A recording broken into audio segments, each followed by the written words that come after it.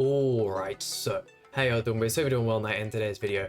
With the exhibition tournament going on the JP side of things, I've been watching a couple of the matches and there were two teams that really sparked my interest. This of course being one of them. I'll most likely show the next team within the next couple of days. I know the Wedding Brunhold is coming out and I'm obviously going to do my summons for her and a couple of her showcases, so you'll see it amongst that. It was a team with Red Tarmiel. If you guys have seen some of the match, you might know the one I was talking about, but this team here, I am obviously in love with these two units here, and the Christmas Awakened Lilia as well is an extremely fun unit, and I usually find whenever using this unit, you're almost 100% using them with Kira, but I mean, we have the Infect from this unit, she has her own Dissolve card, she can kind of supply or kind of, you know, get the full use out of our Holy Relic with just these two characters, which is very good. This character is entirely made by her Holy Relic. If you've played this Lilia with and without it, you'll see just how big a difference it makes. The Holy Relic increases the hero's basic stats by 10% for every debuff effect on the enemy, limit to 5 times. And of course, combine that with the Zeldris in the back and the Ludo passive,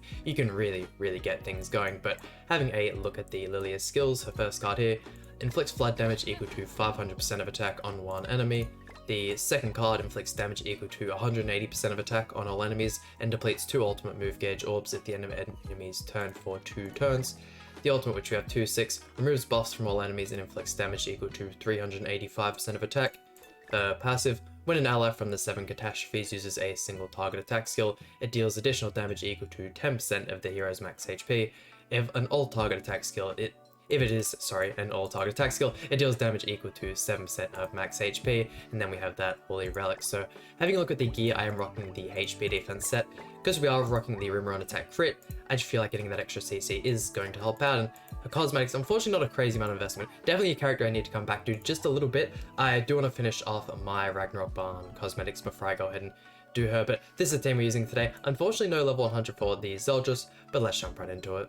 And yes, I'm sure you guys can tell by the voice, I am sick once again. I was sick like 2 weeks ago, but that's just my luck, it is how it is. Who do we want to go for here? I mean, getting rid of Elizabeth is obviously going to be our best bet. Will we be able to kill with that kind of play though?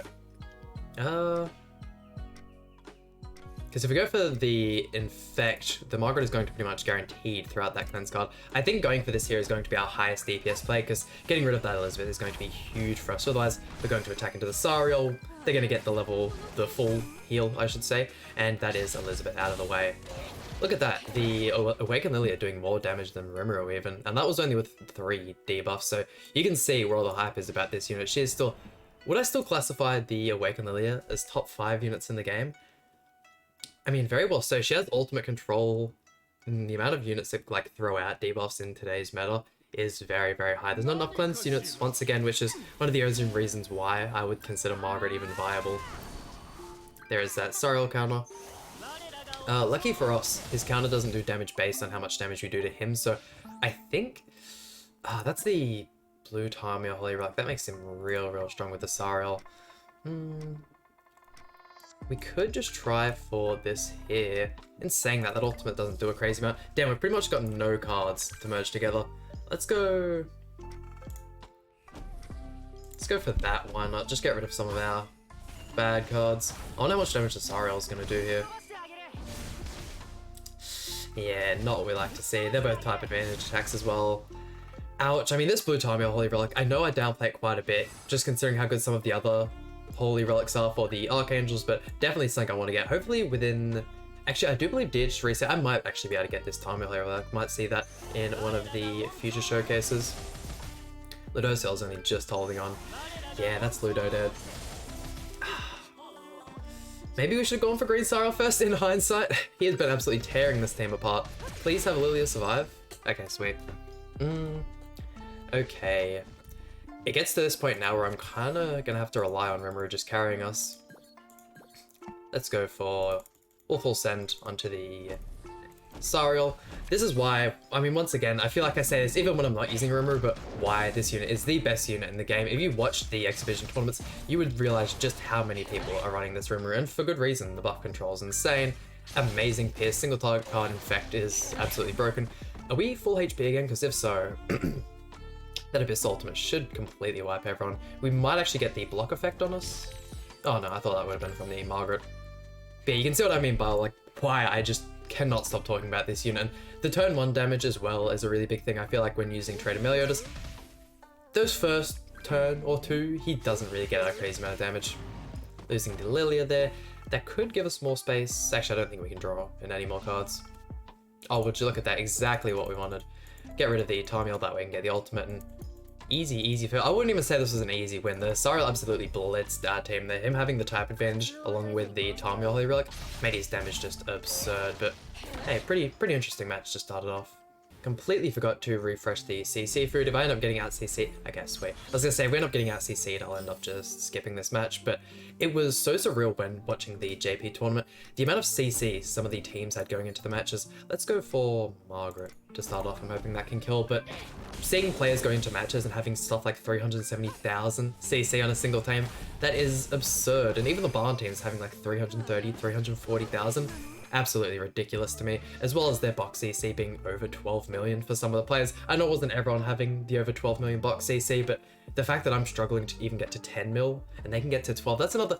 You realize once you get to the 8 mil mark just how hard it is to get up box CC. It is such a grind from that point on, to the point where like every single unit in my box has full gear, their belt and orb is rare and is like full 15% rolls on the HP, so it takes a lot of goddamn effort to do something like that. Let's go 1.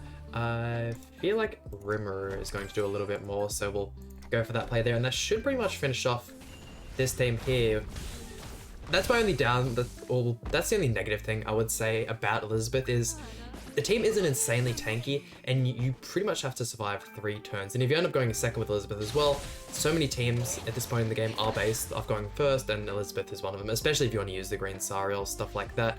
Using red Tarmiel can help you guys to get the Holy Relic, which kind of helps out with the ultimates, but it can be real difficult. We really need a light type Mael, or even just a regular Mael to help out with that team, maybe even a backline support as well. It's also been months upon months since we've had a duo banner, actually. No, I think the last one might have been the Celestial Elate and Barn, but they've been doing that every single time for Ragnarok. Other than those banners, I think it has been way too long.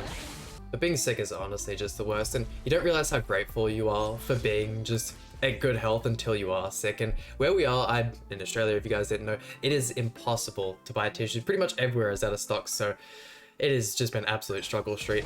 Going in for the Margaret to start it off. That Sariel is so scary on the team. We know that counter's coming up. Along with that attack there. We can pray that we kill Sariel, but even then, the Elizabeth reaches max stacks. I think that's what I'm going to go for. We'll go 1, 2, and 3. I don't think anyone's going to die from Sariel's attacks. Ooh, even then. The extra attack up. Surely we're okay. Surely he doesn't lifesteal enough from that attack to survive. Oh yeah, we aren't doing anywhere near enough damage. That puts the Elizabeth back to max stacks. No heal back because we have the Infect on, but we have so many debuffs at this point, it is going to be impossible to deal damage. That's a Breath of Bless coming out from Margaret, and then I'm guessing we're going to see the 2 Elizabeth cards. Unfortunate. Once again, such a strong team if it goes first, but if we were to just out-CC him, could have killed the Elizabeth right off the bat, and it would have been in our favor, so unfortunate. Always impressive to see Elizabeth do stuff like that. It's not too often you see her pop off. Really need to work on getting the Persecutioner Zeldris to level 100 as well. He is definitely one of my main units that I end up using most of the time. Let's go for double Lilia cards, okay. Do I want to go for melee? He did. I probably would go for Rimmer in most matches, but the fact that we got the Murder on the melee single target definitely wants to make me get rid of him. Look at that, the effect card is so impressive, and it's even gotten to the point that I've fallen so in love with this Rimmer. I really want to build HP defense gear, just because I feel like at this point it's more viable. The Pierce single target still does so much damage, and you're still getting all the value of the Infect card that, man, the CC on Rimmer would be so handy. Another single target card for the Lilia. I wonder if even if Diane puts up her taunt here, we'll just be able to melt through her. Also, what would be more damage? Do you get more damage throwing out the Dissolve first, getting the extra debuffs, and then going for both the single targets, or going for both the single targets and then throwing out the level 2 Infect on top of that? And when are they going to fix that visual bug on the Infect card? Because it's been in the game for like 2 weeks now. Initially it wasn't on the JP side, which I found very interesting. Kind of came with the global update for the 3rd year anniversary. No debuffs on the enemy team. Pretty much forced to throw this out then. Go for that, and hopefully that'll lifesteal Lilia quite a bit. Fingers crossed. If we could kill Diane as well, that'll be real nice. If Diane ends up surviving this, which is very, very likely with the Tarmiel Grace. Oh my god, she just gets so much health back. Please kill. Oh, so close as well. And watch her. Oh no, I thought she was gonna go back to half HP. That's reasonable, I suppose. Have the block effect on our Lilia. We can probably just go ham with the AoEs and end up killing Diane. That's if she doesn't get a whole bunch of health back from her pulverized cards, because with full ult gauge and that many grey buffs on her, she's going to shred my units. Okay, so there goes our Lilia. Who's next? Don't really need to worry about the Demonic Hell Zone card from Barn. I know it's not called that, but it's the same one that Persecution of Zeldris has. That is going to do a lot of damage. Okay, so hasn't got ultimate yet because of the dissolve from last turn. I think I just throw out all AoEs and pray that we live. Unfortunately, can't get our Rimmer ultimate. If we didn't have the dissolve on us for that turn, we would win. So the Barn card there was a very good play. Should still be able to lifesteal. Oh, nowhere near as much as I thought actually. Decent damage though from the Rimmer. Yeah, please don't just end up stomping us here at the end. The cleave card will do good damage as well. I think I'll just go for the double cleave into the AoE. Once the end's gone, we should be fine. I know I'm saying that with my favorite unit, Rimmer, being on the enemy team and all of this talk about them, but with that much HP and the fact that they can't lifesteal, we should be good. There goes up another taunt. Man, the second this red Tarmiel gets added to the SSR ticket pool, granted, I haven't got a crazy amount of tickets saved. I know there's a whole bunch of people that'll have like 80 SSR tickets, stuff like that. Ouch, we might end up losing this. Oh, I think that just saved us the game. Let's go for you next. We'll go for that play there. Please come through the clutch cleave. Perfect, getting rid of DN, no merges on anyone, sweet. And then Rimmer is basically one tap. The Zeldris ultimate is AoE, if I understand correctly. And our final opponent, a King Rimmer. Decent CC. Let's go. Can we get a... Okay, I think that's probably the best kind of starting hand we can get. Let's just go for the Lilia cards. Yeah, why not? Let's just go for Lilia cards in this first turn. Destroy the King. Evasion food. Wow, we are going to get no value. I mean, she still did damage, which is surprising. King is a pretty decent, or a decently squishy unit, so sad we couldn't get the kill on him there. Yeah, with that kind of card RNG, I think we win. I wonder how Rimmer's AoE will go breaking the shield, because there's been quite a few times as of recent where I've completely underestimated the King shield, tried to go for the kill on him, and just barely broken the shield. It was when, I think it started when I did the Elizabeth and Barn video, the Bloody Elizabeth and Purgatory Barn. I didn't think I'd have to throw out a whole bunch of AoE cards before I threw out the Barn ultimate, ended up tanking the AoE card, completely tanked the Barn ultimate as well. It was devastating. Let's... I could get ultimate, and you do have no ult control. But at the same time, I think this is a safer play. Yeah, making sure we get the dissolve just in case. Because if we had have let him attack disable us again and then he got the go through ultimate, that completely removes our chance of pretty much doing anything in case we get really unlucky again. And as long as he didn't get another attack disable, we should be fine. This red go through has so much value in PvP. I wouldn't say this go through is a whole tier above the green go through, but saying one is better than the other I think is nonsense. It's kind of like, what two units are pretty much the exact same? I had a perfect example in my mind literally 2 seconds ago for this.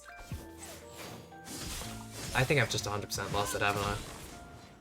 That's right. King going absolutely crazy. Rimmer getting some decent damage as well. No crits from disregard.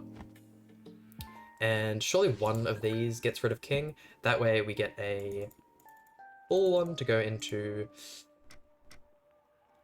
I go for this instead. That way we get the level 2 in Rimmer. Praying that this level 1 card will end up just stomping. Oh yeah, why do I have my doubts at this point? Some of these units nowadays look so impressive. Throughout the dissolve card, it's not going to get us any more damage on Rimmer, but should weaken their Rimmer enough to the point where we can finish him off. Look at that, easy, easy money. There we go, and that just about does it for today's video. Really enjoyed using this team. It's been absolutely ages since I've used the Christmas Lillian. Don't think I've ever used her without either the Kia or the Jack of Light Gotha. Honestly, could probably visit or revisit some of those teams with the Jack of Light Gotha since that unit has become so much more powerful. Granted, when using them, you do want to use them in a team where it takes a little bit longer so you can get the Gotha to the full ult gauge and you can activate the Holy Relic. Ties in perfectly with the Bloody Elizabeth having to wait those 3 turns in order to get the passive proc, but once again, that just about does it for today's video. Hope you guys enjoyed. Please hit like, comment, subscribe. Really means a lot to me, and I'll see you guys for some more Grand Cross content.